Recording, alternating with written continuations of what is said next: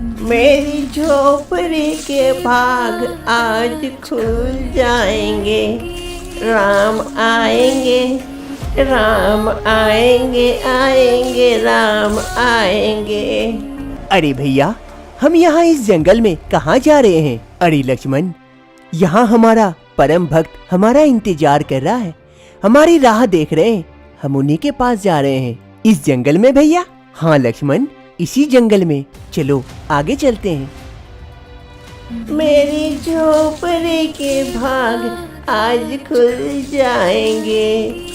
राम आएंगे, राम आएंगे तो अंगना सजाऊंगी, दीप जला के दिवाली मनाऊंगी। मेरे जन्मों के सारे पाप मिट जाएंगे। राम आएंगे, मेरी झोपड़ी के भाग आज खुल जाएंगे। राम आएंगे। घर के बाहर एक बुढ़िया झाड़ू लगा रही थी और राम के गीत गा रही थी। तभी माते, लेकिन वो बुढ़िया अपने काम में इतने व्यस्त थी और अपने प्रभु के नाम में कि उसे सुनाई नहीं देता है। माते, अरे कौन है, कौन है? जरा नजदीक आओ, मुझे ठीक से दिखाई नहीं देता है। माते, हम हैं। हम इस रास्ते से गुजर रहे थे, अयोध्या में आए हैं, राम मंदिर जा रहे थे। काफी भूख लगी है, कुछ खाने को मिल जाएगा तो बड़ी कृपा होगी आपकी। लेकिन बेटा, हमारे घर तो कुछ भी नहीं है। लेकिन नहीं, आज हमारे राम, श्री राम प्रभु आने वाले हैं अयोध्या, तो आपको मैं ऐसे निराश नहीं करूंगी। आइए आइए, हमारी झोपड़ी में पधारिए, मैं कुछ न कुछ बंदोबस्त करती हूँ आपके भोजन का।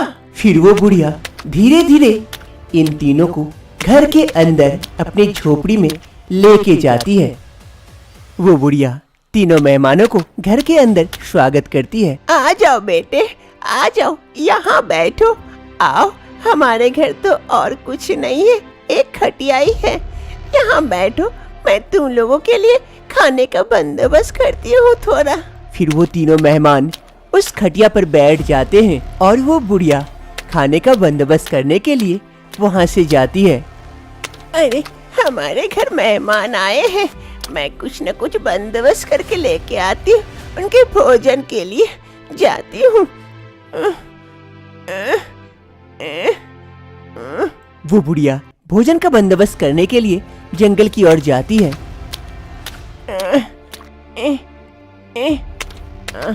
बस पहुंच ही गई।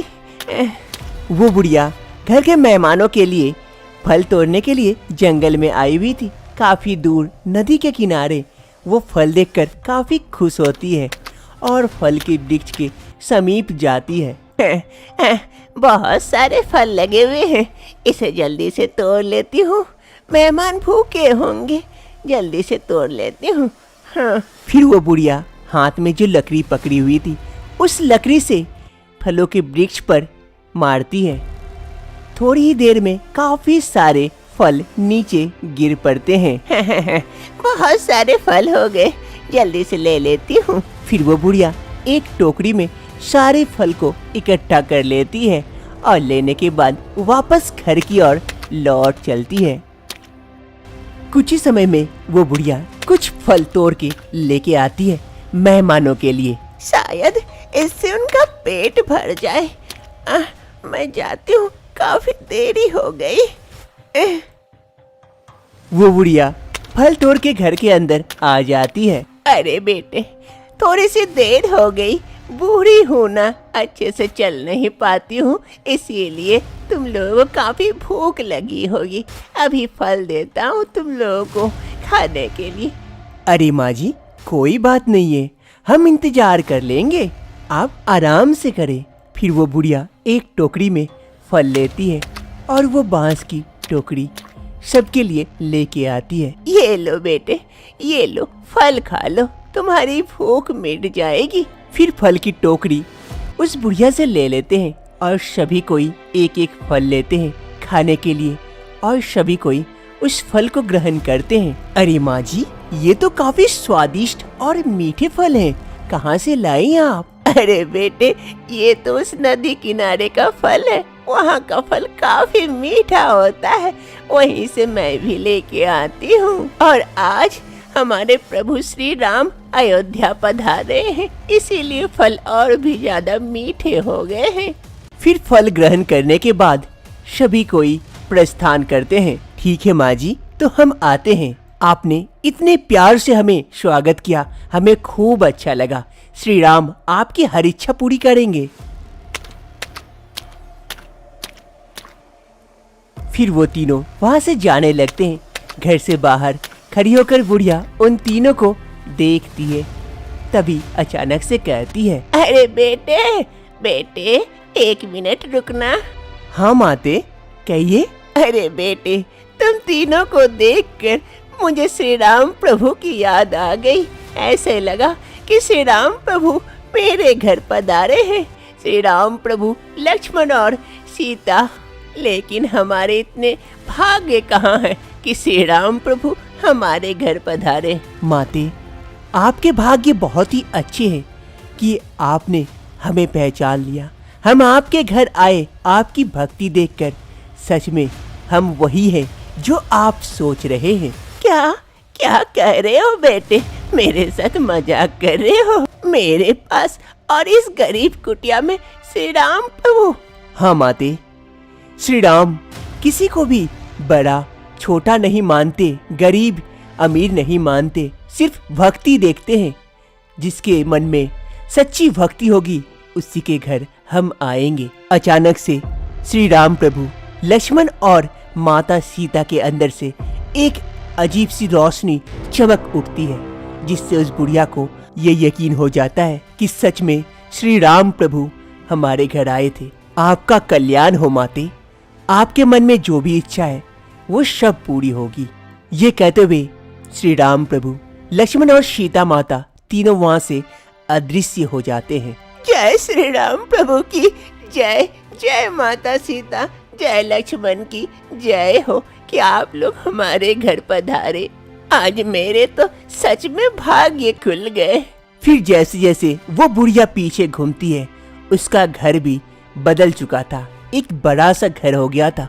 और उस बुढ़िया को जो भी कुछ दिक्कतें थी खड़े होने में, वो भी दूर हो जाती है और वो बुढ़िया अब सीधा खड़ा हो सकती थी। अरे ये तो सच में चमत्कार हो गया। मेरे दर्द सारे चले गए, मैं सीधा खड़ा हो सकती हूँ और मेरे घर, ये तो बड़ा सा आलीशान घर बन गया। जय श्री राम प्रभु की जय हो। अगर आपके मन में भी है श्री राम प्रभु के लिए सच्ची भक्ति, तो श्री राम प्रभु आपके घर भी आ सकते हैं। आप उन्हें सच्चे मन से पुकार के तो देखें। जैसे ही रमा देवी उस बच्चे के ऊपर तकिया डालने जाती है, एक रोशनी चमक उठती है और वहाँ माँ दुर्गा प्रकट होती है। रमा देवी अपने बेटे मोहित की शादी सुषमा से कराते हैं। सुषमा एक गांव की लड़की थी और काफी गरीब परिवार से बिलोंग रखती थी। आज सुषमा की पहली रसोई थी। वो किचन में आकर कुछ नाश्ता बना रही थी, तभी उसकी सास रमा देवी वहाँ पहुँचती है। अरे बहू बहू, क्या बना रही हो रसोई में इतनी सुबह सुबह? अरे माँ जी, आप आइए आइए, मैं नाश्ता बना रही थी उनके लिए। वो ऑफिस जाएंगे ना, इसीलिए। ओ अच्छा अच्छा, आप जाके हॉल में बैठिए, मैं आपके लिए भी नाश्ता लगाती हूँ। अरे ठीक है बहू, ठीक है, उतना करने की कोई आवश्यकता नहीं है। तुम उन्हें दे के आओ, फिर हम लोग नाश्ता करेंगे साथ में बैठकर। रमा देवी का बर्ताव सुषमा के प्रति काफी अच्छा था, इससे सुषमा को काफी अच्छा लगता है। वो नाश्ता लेती है और अपने पति मोहित के लिए लेके जाती है। और इधर रमा देवी, अभी तक तो बहू का चाल चलन बर्ताव सब तो सही है, आगे नहीं पता। नहीं नहीं, अभी से मुझे उसे कस कर रखना होगा, नहीं तो ज्यादा ढील दूंगी तो वो मेरे ही सर पर चढ़ कर नाचेगी। सुषमा नाश्ता लेके अपने पति मोहित के पास पहुंचती है। ये लीजिए जी, आपके लिए नाश्ता लेके आई। अरे वाह, अच्छा चलो ठीक है, नाश्ता मैं कर लेता हूँ। एक काम करो, मेरा ऑफिस वाला बैग ला दो, कमरे में रखा हुआ है। जी अभी लेके आती हूँ। मोहित इधर नाश्ता करने लगता है और सुषमा जाती है ऑफिस बैग लाने के लिए। कुछ ही समय में ऑफिस बैग लेकर आ जाती है सुषमा। ये लीजिए जी आपका ऑफिस बैग। अरे थैंक यू। चलो मैं अभी ऑफिस के लिए निकलता हूँ, लेट हो जाएंगे नहीं तो। मोहित ऑफिस के लिए निकल जाता है और इधर सुषमा। अरे मैं तो भूल ही गई, माँ जी को भी तो नाश्ता देना है, उन्हें भी भूख लगी होगी, जाके देती हूँ जल्दी से। सुषमा जल्दी से चली जाती है अपनी सास को नाश्ता देने के लिए। सुषमा की सास रमा देवी इधर कमरे में बैठी हुई थी। तभी सुषमा नाश्ता लेके अपने सास के पास पहुंचती है। अरे माँ जी आप यहाँ हैं, मैं कहाँ नहीं ढूंढी आपको। ये लीजिए मैं आपके लिए नाश्ता लेके आई।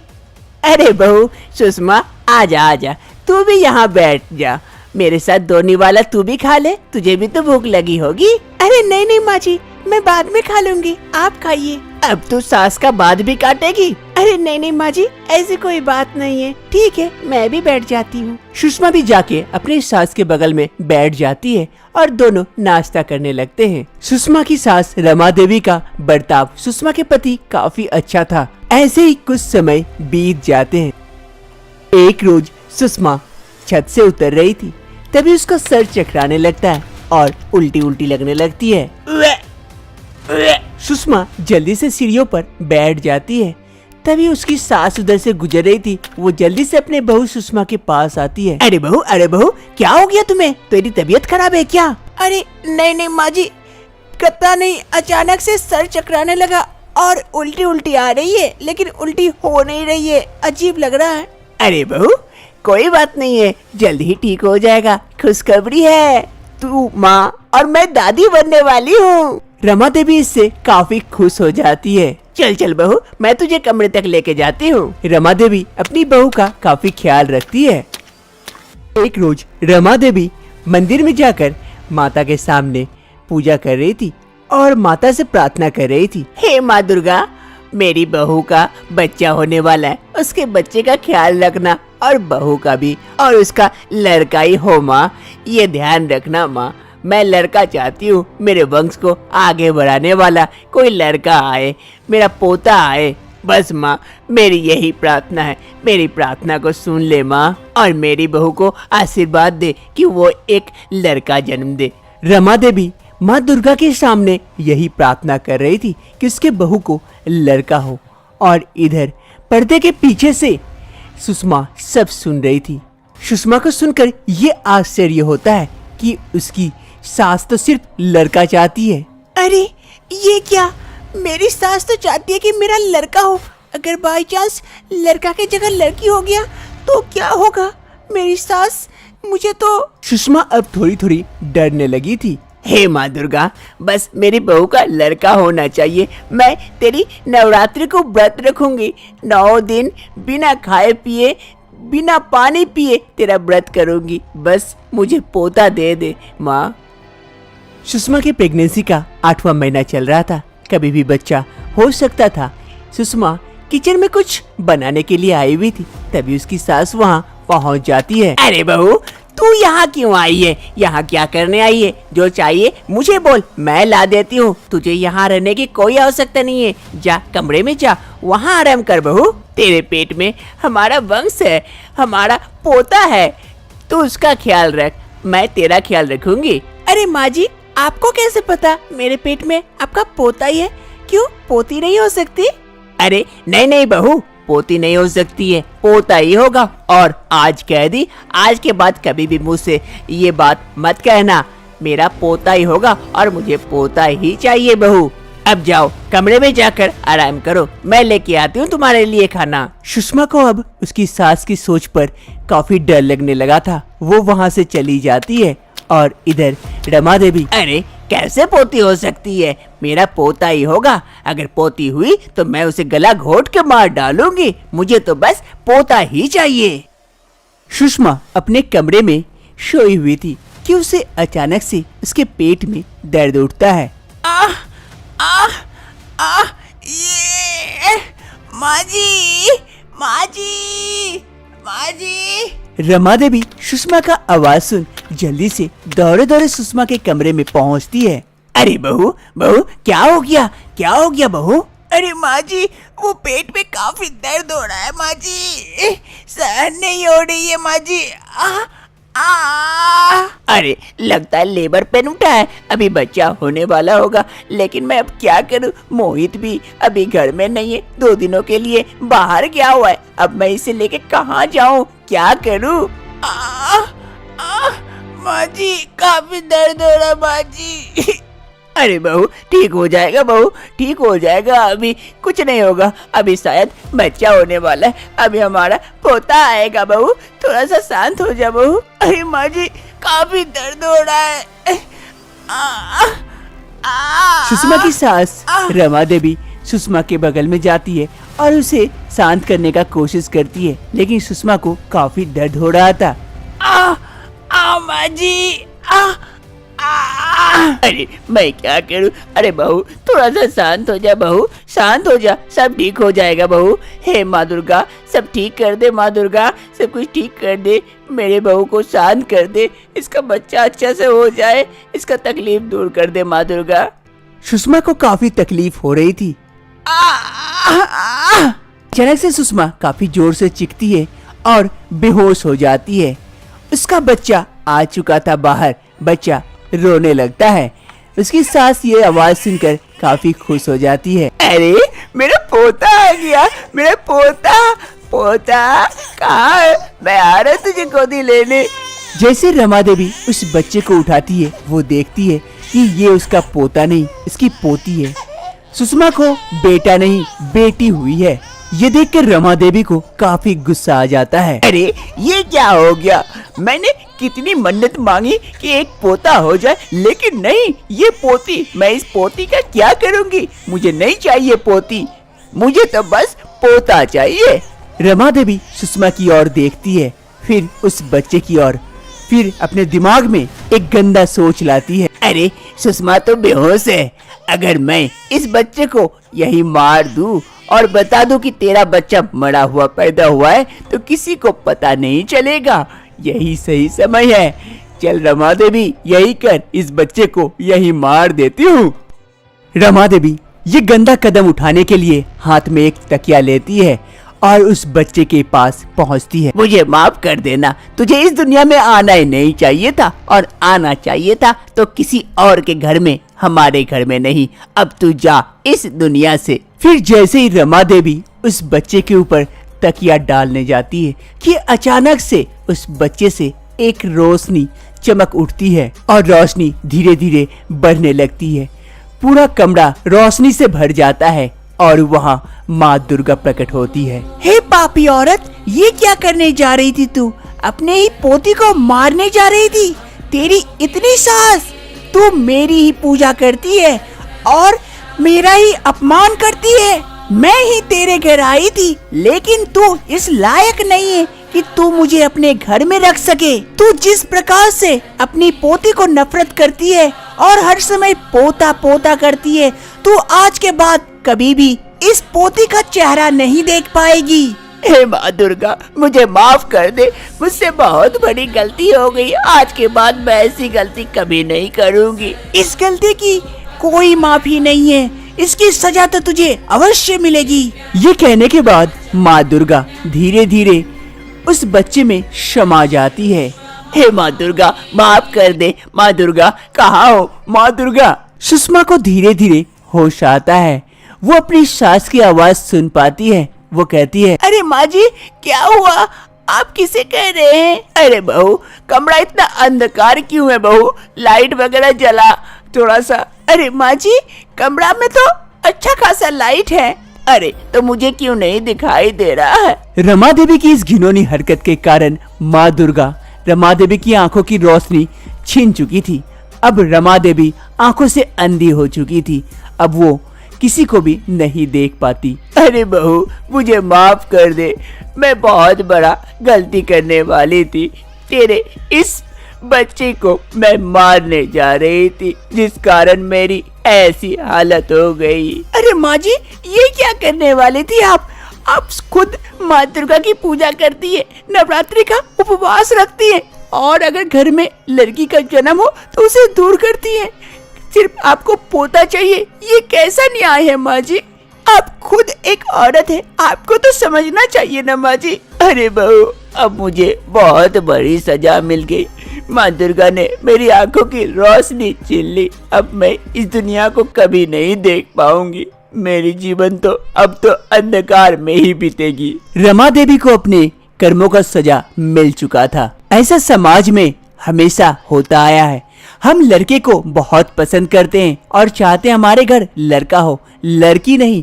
लड़की को बिल्कुल नहीं चाहते हैं, जबकि हमें खुद लड़की होते हुए भी लड़की को जन्म देना नहीं चाहते, बेटी नहीं चाहते हैं बेटा। हमें अपना सोच बदलना चाहिए और बेटा बेटी दोनों को समान रूप में देखना चाहिए। बेटा हो या बेटी हो, ये तो ऊपर वाले के हाथ में है।